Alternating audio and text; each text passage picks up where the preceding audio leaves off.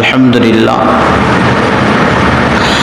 মহান রব্বুল আলামিনের দরবারে লাখ কোটি শুকরিয়া এবং সুজুদ, যে মহান রব্বুল আলামিন আপনাকে আমাকে দয়া করে মায়া করে 5 মায়ের 5 সন্তান দুনিয়ার কাজ থেকে বিরত রাখিয়া পবিত্র জুমার দিন এমন একটি মুহূর্ত, এমন একটি সময়, এমন একটি সুন্দর জায়গায় আসার এবং বসার তৌফিক দান করেছে যে মহান রব, সেই প্রজ্ঞাময় আল্লাহ রব্বুল আলামিনের দরবারে মুসলমান হিসাবে উচ্চ আওয়াজে বলছি আলহামদুলিল্লাহ। আরেকবার বলছি আলহামদুলিল্লাহ। এই মুহূর্তে অনেক মানুষ হাসপাতালে বেড়ে মৃত্যুর শয্যায় আছে, অসুখে কাতর হইয়া আছে। তাদের ভিতর থেকে যাচাই বাছাই করে এমন একটি মুহূর্তে, এমন একটি সুন্দর সময় আমাদেরকে কে এনেছে? জোরে বলুন আল্লাহর নাম লইতে কোনো ভয় আছে? আসতে বলেন কেন?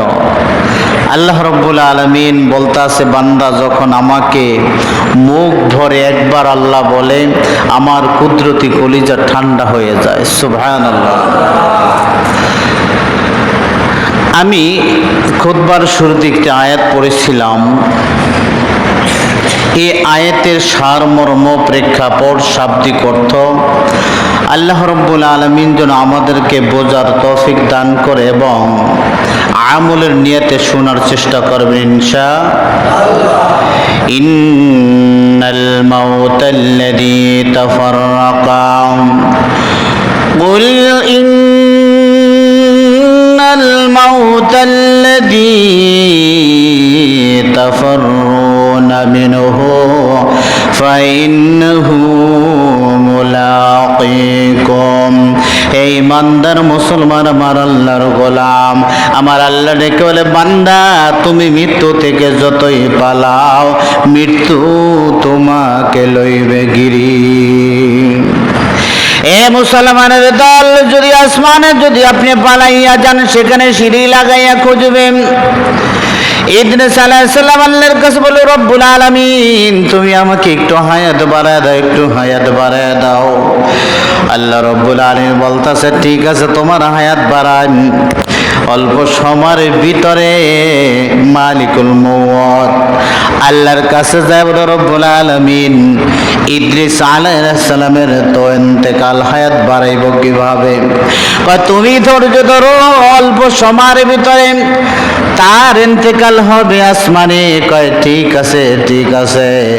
যখন আসমানে যাই আল্লাহর কাছে ফরিয়াদ কর, রব্বুল আলামিন তুমি আমাকে একটু হায়াত বাড়ায় দাও। আল্লাহ বলতাছে, মুলাকিকুম তাফাররাকাল্লাযী, তোমার আর সময় নেই, তোমার আর সময় নাই।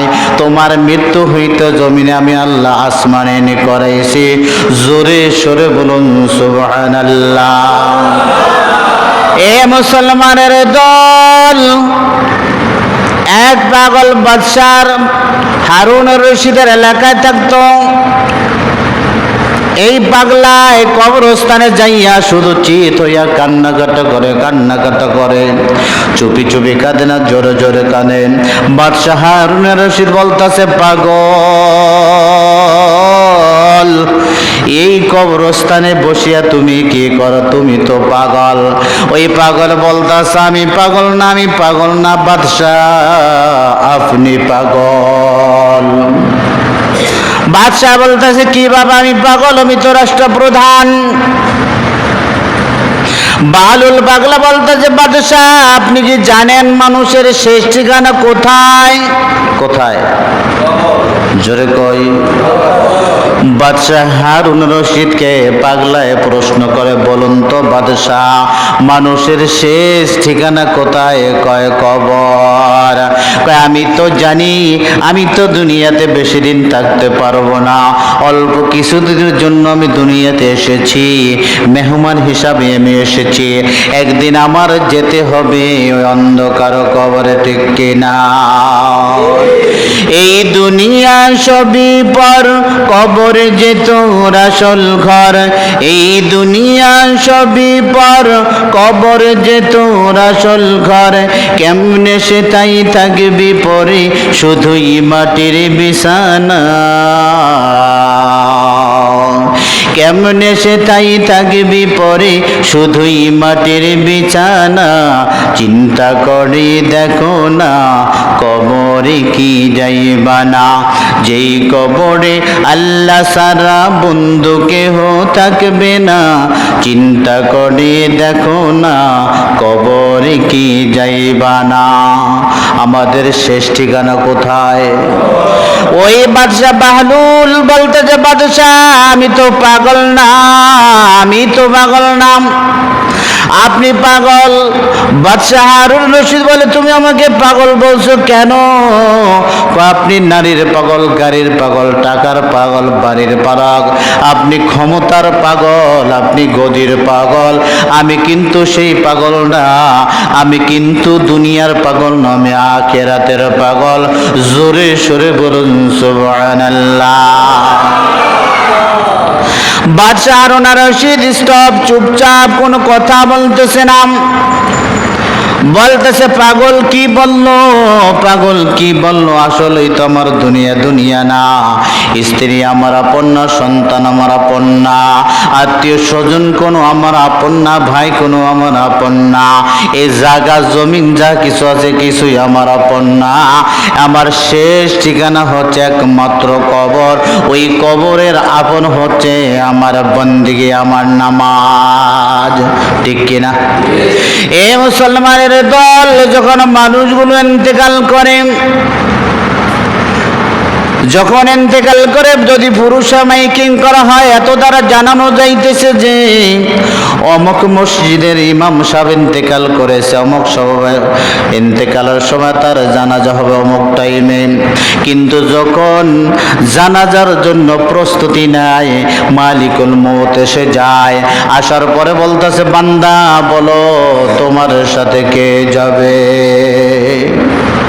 ওই ব্যক্তিকে দেখে বলে, এই যে মানুষগুলো জানা যায়, তারাই আমার জন্য বলতেছে, আল্লাহুম্মা গফিরলি হাইয়িনা ওয়া মাইয়িতিনা ওয়া শাহিদিনা ওয়া গায়বিনা সগীরিনা কাবীরিনা ওয়া যাকারিনা ওয়া উনসানা। কত সুন্দর করে আমার জন্য দোয়া করতেছে।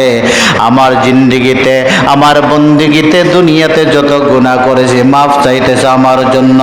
বলো বান্দা তোমার সাথে কে যাবে?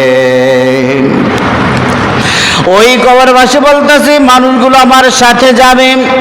যখন মালিকুল মউত এসে যায়, চারদিকে ঘুরতে থাকে, চারদিকে ঘুরতে থাকে, রূহ নিয়ে গেছে। আবার জিজ্ঞাসা করে, তোমার সাথে কে যাইবে? কয়, সব মানুষগুলো তো পিছু হইয়া গেল, আমার সাথে তো কেউ গেল না। আমার যে খাটিয়াটা ধরেছে 4 জন অথবা 6 জন বা 4 জন, এই 4 জনই আমার সঙ্গী সাথী হবে। মানুষ মরে গেলে সাথে কেউ যায়? জোরে বলি, সাথে কেউ যায় না। যখন আবার ওই খাটিয়ারের সামনে নিয়ে আসে, কবরের ডান পাশে রাখে, রাখার পর বলতেছে, বান্দা তোমার সাথে কে সঙ্গী হবে, তোমার সাথে কে বন্ধু হবে? ওই ব্যক্তি বলতেছে, আমার সাথে 2 জন ব্যক্তি কবর নেমেছে। আমার বুকের ভিতর হাত দিয়া বলে, বিসমিল্লাহি ওয়া আলা মিল্লাতি রাসূলিল্লাহ। বলেন, বিসমিল্লাহি ওয়া আলা মিল্লাতি রাসূলিল্লাহ। আয় রব্বুল আলামিন, এই মানুষটা দুনিয়াতে তোমার রাসূলের মিল্লাতের উপর চলেছে, এই মানুষটা তোমার রাসূলের সুন্নতের উপর চলেছে, এই মানুষটা তোমার কোরআনের উপর চলেছে, নামাজের উপর চলেছে, তোমার উপর সুপর্দ করে দিলাম। আল্লাহ বলতাছে, যদি আমার প্রিয় বান্দা হয়ে থাকে, মাহবুব বান্দা হয়ে থাকে, তোমাদের আর কোনো চাও পাওয়ার কিছু নাই।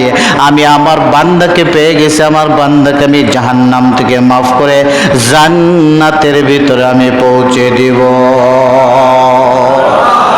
এ মুসলমানের দল, যে ব্যক্তি 5 ওয়াক্ত নামাজ 1 ওয়াক্ত পড়ে না, তাকে কি নামাজি বলা যাবে না?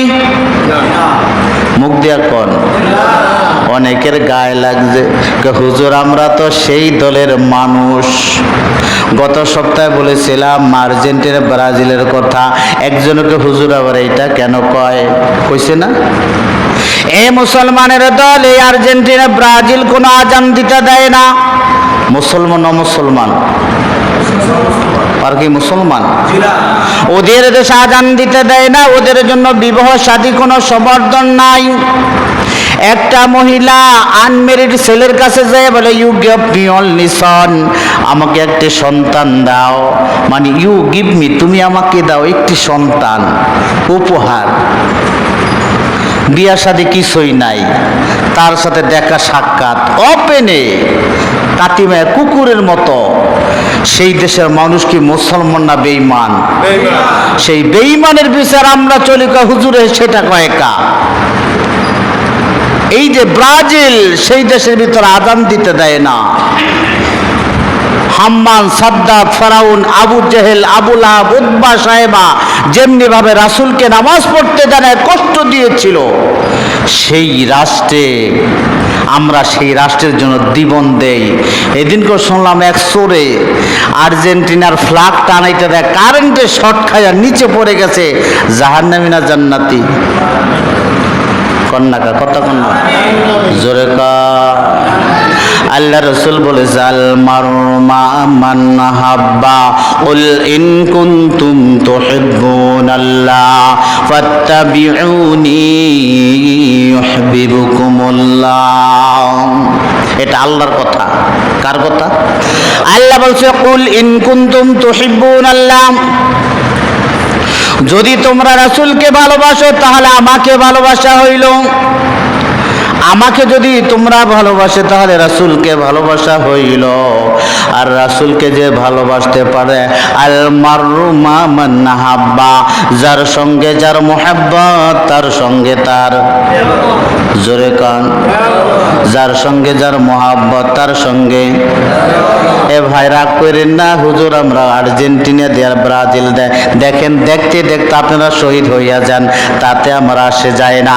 আমি হাদিস দ্বারা কোরআন দ্বারা আপনাদেরকে আমি বললাম, ওই পথ থেকে যদি বাঁচতে পারেন, আপনি রাসূলকে যদি ভালোবাসতে পারেন, আল মাররু মা মান হাব্বা, রাসূলের পথ অনুসরণ করতে পারেন, অনুকরণ করতে পারেন, জামাতের সহিত যদি নামাজ পড়তে পারেন, আল্লাহর রাসূল বলেছে কাল কিয়ামতের দিন হাসরের মাঠে ওদের সাথে আমার সাথে জান্নাতে দেখা হয়ে যাবে। এ মুসলমানের দল আর্জেন্টিনার মানুষটা শর্ট প্যান্ট পরিয়া গোল মারে আর হাত তালি দেই, কি দেই? আরে মাহমুদ রে, লাভ আর ছোটে সেদিনকে লাভ দিয়েছি ঘুমের মধ্যে, কি রে কোনো ঠাডা পড়লো নি, তখনই আর্জেন্টিনার খেলা। হেলেকে আমরা হাততালি দিই, প্রত্যেকটা হাততালিতে শয়তান জন্ম হয়। কি জন্ম হয়? হয় না, কি হয়? সে আর্জেন্টিনার পোশাক করে জুমার নামাজ পড়তে আহে, ঠিক কিনা? তাদের সাথে যদি মহাব্বত রাখেন, জান্নাতি না জাহান্নামী? কইতে ডর করে নাকি? না রে, হইলে আমরা আর্জেন্টিনা আমরা ব্রাজিল করে ছোট কইব। আল্লাহ রাসূল তার চাচাকে বলেছিল, রাসূল যখন মৃত্যুর শয্যা পড়ে গেছে, বলুন হেরা চাচা লা ইলাহা ইল্লাল্লাহ। উনি বলতেছে আই ডোন্ট লাইক, এটা আমি পছন্দ করি না। আমি যদি এখন কালেমা পড়ি, আমার দলেরা কইব ব্রাজিল ঠকিয়া গেছে, ব্রাজিল আমার কাছে নত হয়ে গেছে। আমি কালেমার কাছে নত হয়ে গেছে, আমি এটা বলবো না, আমি জাহান্নামী যাব। নাউজুবিল্লাহ জোরে কর।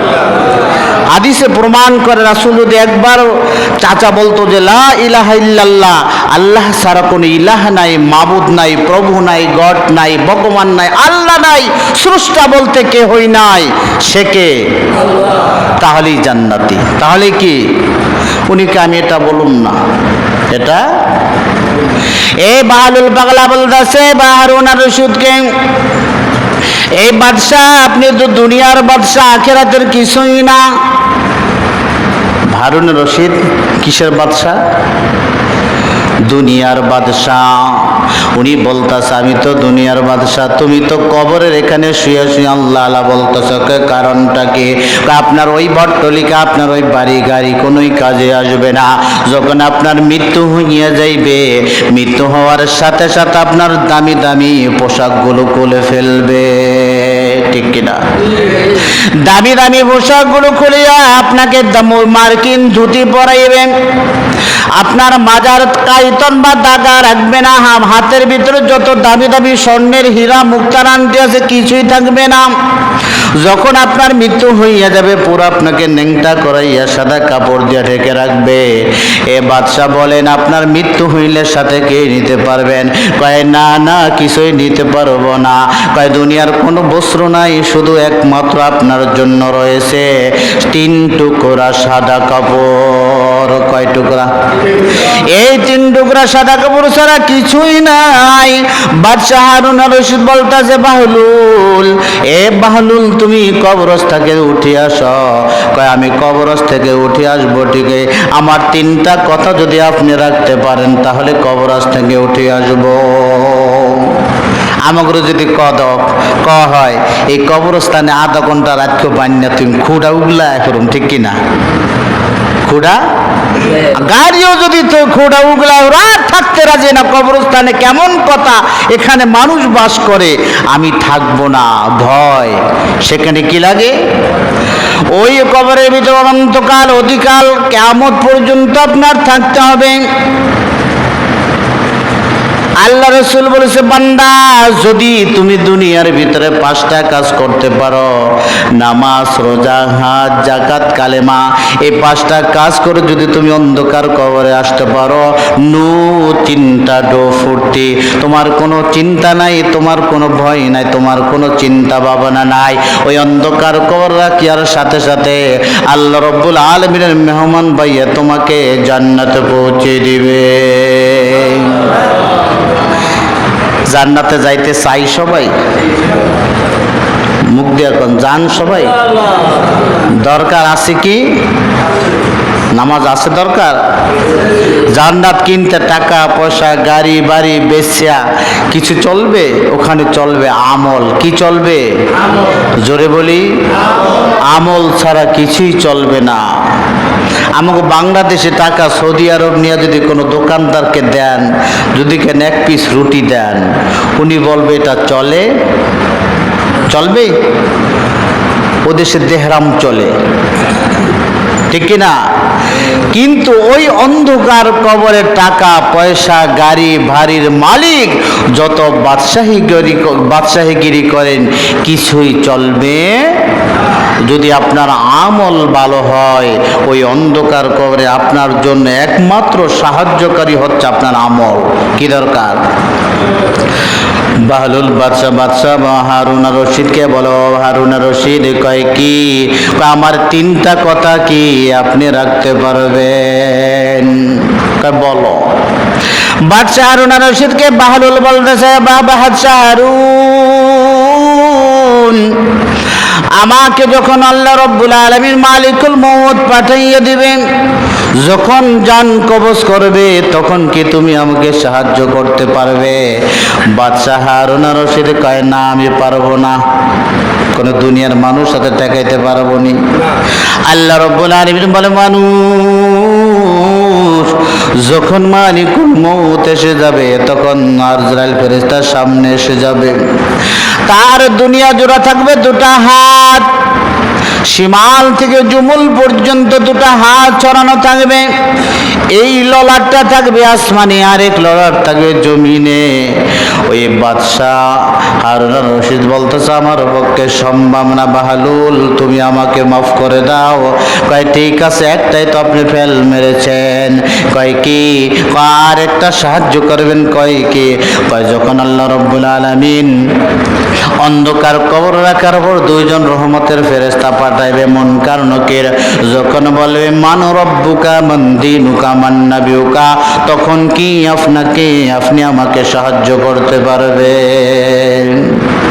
বাদশাহ হারুন আর রশিদ বলতেছে, না না, আমার পক্ষে সম্ভব না।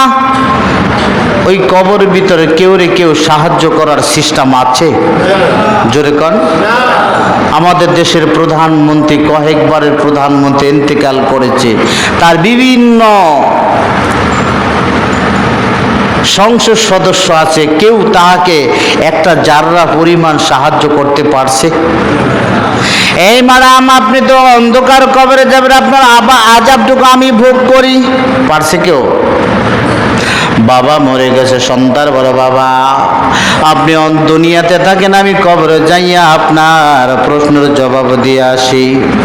আল্লাহ বলতাছে ওই অন্ধকার কবরে সাথী নাই, বাতি নাই, বন্ধু বান্ধব কেউই নাই, তুমি একাই 100, তোমার জন্য রয়েছে জাহান্নাম।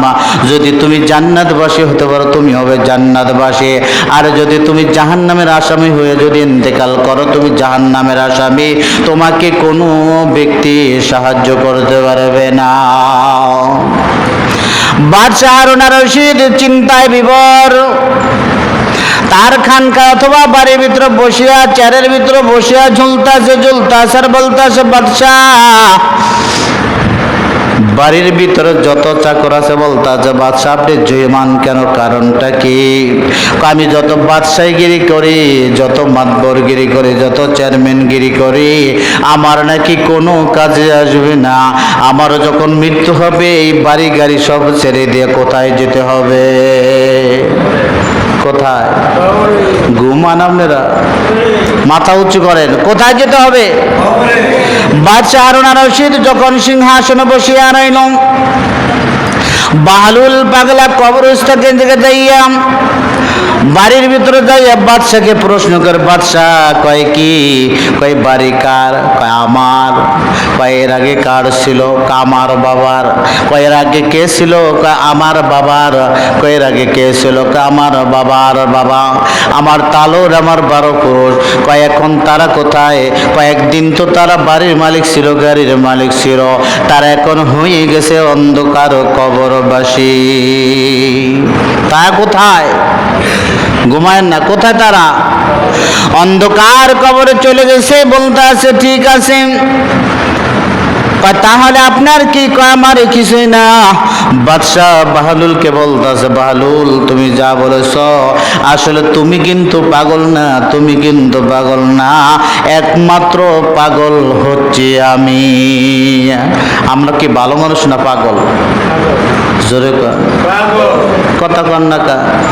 এই ডালান দিয়ে ঘুমায় না, পরে করে ঘুমায় না, ডালান সারেন, ডালান সারেন, কে ডালান দিবেন না?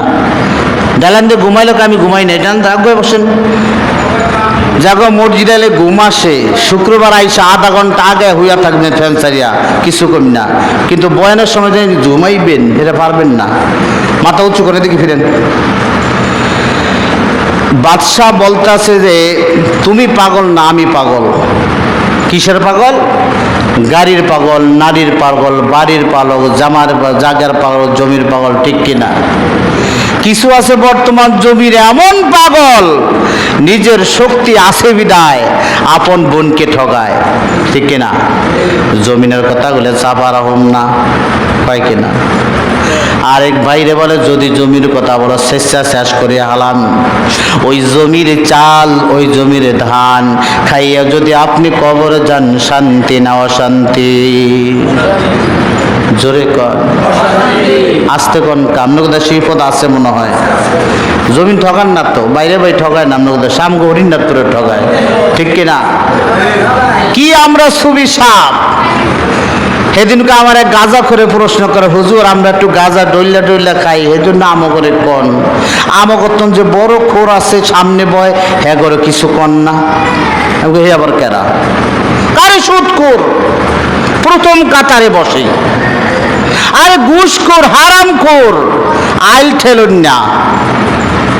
কেজিতে 1.5 কেজিতে 1.25 কেজি দেয়, আছেন একদম দোকানদারি আছে না? খালি লেখতে আছে বয়া বয়া, 9 5 27 27 29 29 227। সেদিনটা টাকা দিয়ে গেল দাবড়া, আছেন একদম। এই জন্য আল্লাহ তাআলা পবিত্র কোরআনের ভিতরে সূরাতুল মুতাফফিফিন লিখছে, আওয়াইলুল লিল মুতাফফিফিন আল্লাযীনা, হে দোকানদারগণ, যদি কারো থেকে কিছু রাখো সমান মাপ দাও, যদি কারো কিছু দাও সমান দাও।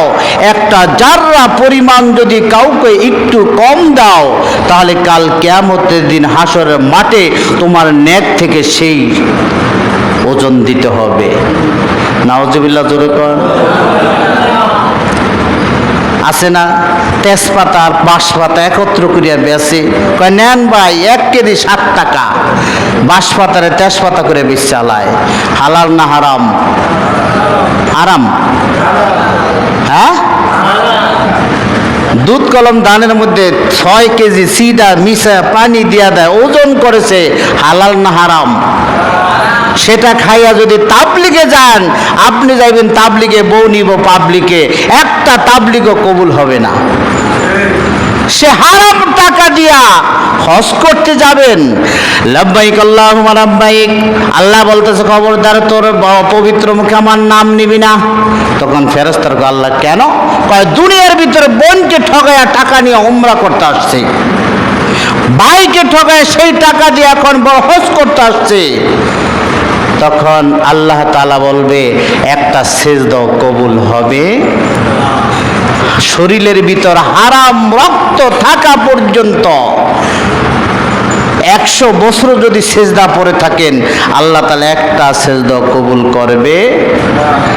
তখন ওই যে যারা ডল্লা খায় হেরা কইল হুজুর আম করতেন খারাপ, হেরা সুদ খায়। সুদের সবচেয়ে ছোট্ট গুনাহ হচ্ছে জুমার মসজিদে নিজা মার সাথে 35 বার জেনার পাপ। একত্রে সবাই কন আমাকে মধ্যে তো সুদখোর নাই, দেখি আপনার ডরান দিয়ে সমাজ মনে আছে 2 একজন। যাক, আল্লাহ হেফাজত করে, জোরে বলুন আমিন। গাঁজা খান, খাইতে খাইতে শহীদ হইয়া যান।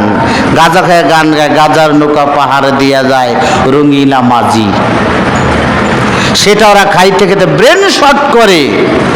ওরা যদি নামাজ পড়ে ও আনতুম সুকারা, আল্লাহ তাআলা বলতেছে একটা সিজদা কবুল হবে না। হুজুর যারা জর্দা খায়, আসেন কথায়, এই যে গাঞ্জারের পচায়া হেফর গাছ বানায় দেয়, সেইটা খায়, ডইলে খেলে একটু মাতাল মাতাল হয়। এই যে যারা মনে করে জর্দা খায়, জর্দা তামাক পাতার আইনা জাগ দিয়া পচায়া এরা কাটিয়া ওইটারে সেইয়া বানায়, মেডিসিন দিয়া 99 মানে 99 জর্দা কয় না। এটাও খাও মাকরু, এটা খাও কি এই আমার লোক কত নামাজ করেন না, ওয়াজ আমি সুযোগ দিন। এটা মাকরু, মাকরু করতে করতে মাকরু তাহারিমা, মাকরু তাহারিমা করতে করতে হারামের কাছাকাছি হয়ে যায়। বিড়ি খান, আগুন ছাড়া খান, কোনো গুণ হইব না। আগুন দিয়া খাওয়া হয়েছে কি মোবা। মাকরু, মাকরু করতে করতে মাকরু তাহারিমা, মাকরু তাহারিমা করতে করতে হারাম, হারাম করতে করতে কবিরা গুনাহ, কবিরা গুনাহ করতে করতে সগীরা গুনাহ। আল্লাহ তাআলা বলতেছে সব গুনাহ মাফ হবে, শিরকি গুনাহ মাফ হবে।